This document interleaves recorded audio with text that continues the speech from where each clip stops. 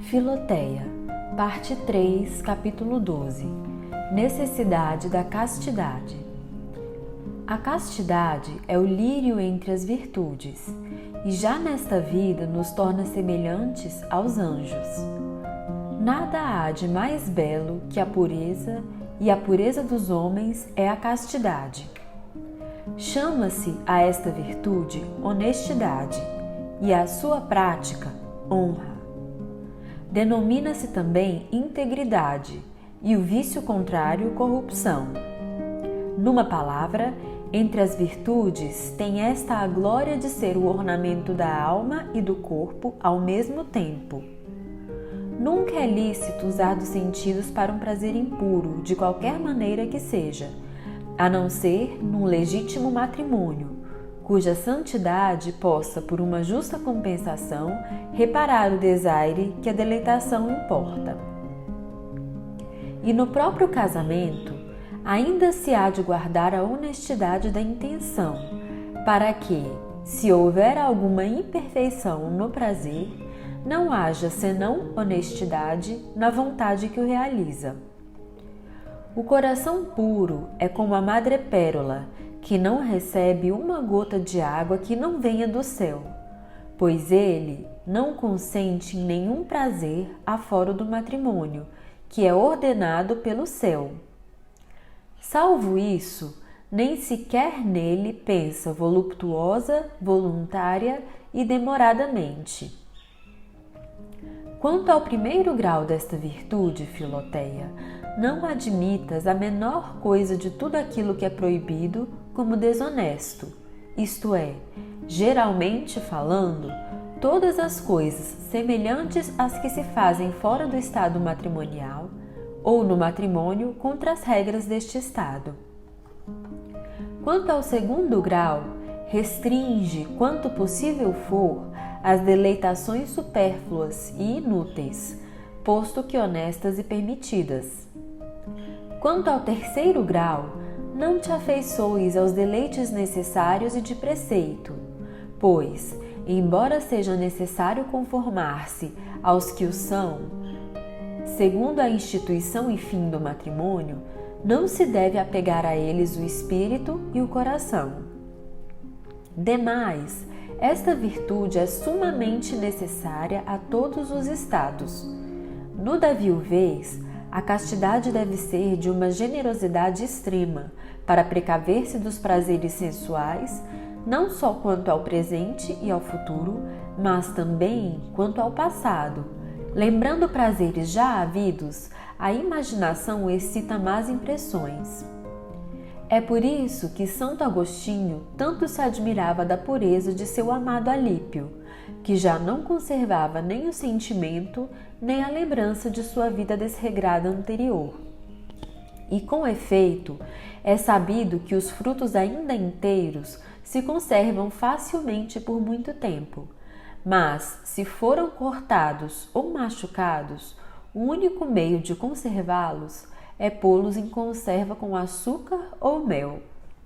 Do mesmo modo, eu digo que, enquanto a castidade estiver intacta, se tem muitos meios de conservá-la, mas, uma vez perdida, só pode ser conservada pela devoção que, pelas suas doçuras, muitas vezes tenho comparado ao mel.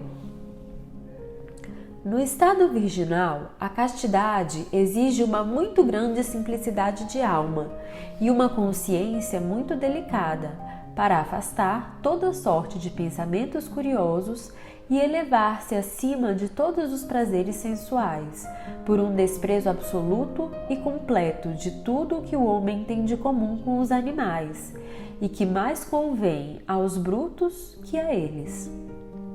Nem por pensamento duvidem essas almas que a castidade é muito superior a tudo o que é incompatível com a sua perfeição.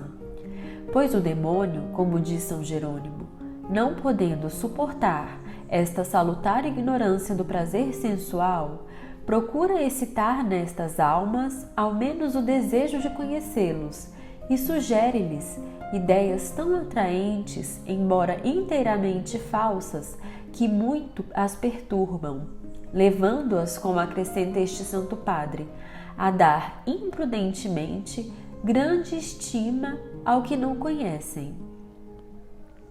É assim que muitos jovens, seduzidos pela ilusória e tola estima dos prazeres voluptuosos e por uma curiosidade sensual e inquieta, se entregam a uma vida desregrada, com perda completa dos seus interesses temporais e eternos.